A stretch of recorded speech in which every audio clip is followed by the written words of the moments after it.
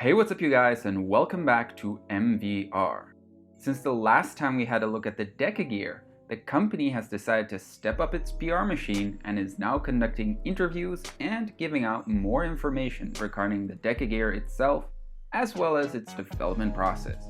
The interview with the developers is over an hour and a half long, so in order to save you guys some time, I'll be giving you a breakdown of the most important points in as little time as possible. So if you find that useful, then hit that like button and let's jump in.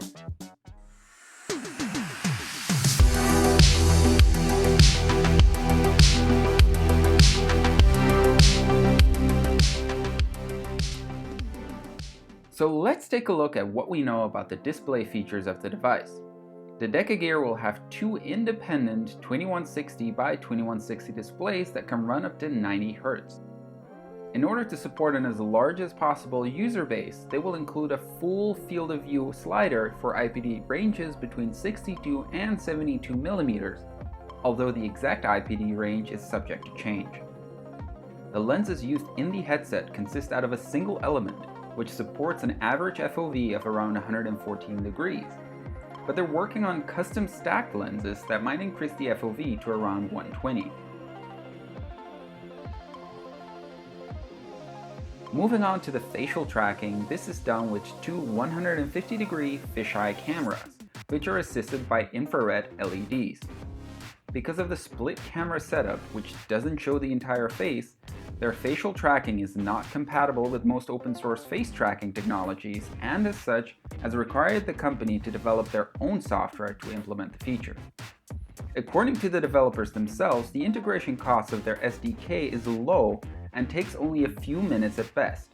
The bigger cost in time will be reworking of game avatars to let them display emotions.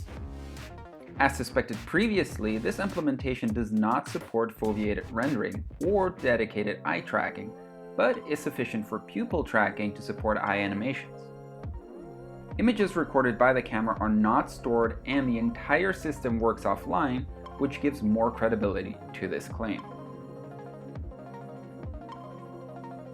In terms of tracking, the approach taken by the company is very similar to the one taken by the Quest, with slight differences. The headset uses a 4-camera inside-out tracking system, but unlike the Quest, it uses infrared pattern recognition instead of a blink frequency to measure orientation. This solution suffers from the same occlusion problems as the Quest system, so there is no accurate tracking outside of your line of sight or when holding controllers on top of each other. The controllers seen in the video are pressure sensitive just like the Valve Index controllers and will be compatible with all games that support the Valve controller already. The layout will resemble Oculus Touch controllers, but will have a home menu button on the side instead of below. Batteries will be included for the controllers and can be charged with USB-C. Moving on to the chipset and drivers, the headset will feature an internal chipset which could possibly be the XR2, but it will be used exclusively to handle all forms of tracking on the device to free up desktop components to focus on game rendering. Wireless functionality will run through Wi-Fi 5 or 6 with 35 or 27 millisecond delay respectively. Switching between wireless or wired mode will be done through a hardware switch which must be set before starting the device. And unlike HTC or Pimax, the DecaGear will not require extra software and will communicate directly with SteamVR, which again is a very positive thing since less overhead means more game performance. Lastly, there is also the DecaMove. This device will ship with the full kit but will also be sold separately and is meant to assist with free locomotion, so the player can keep running in a particular direction based on their hip location while still being able to look around and interact with the environment. DecaMove will also come with its own SDK, which means that it does require developer support to make it functional.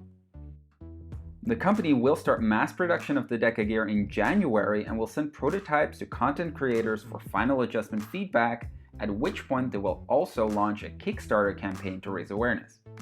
The company claims that it's capable of affording the production of around 5,000 units out of pocket before needing additional investments. Phew, so I hope that was an efficient enough rundown of the DecaGear updates, and as always, links to any sources or references can be found in the description down below. That's all I have for now, and I hope to see you guys next time.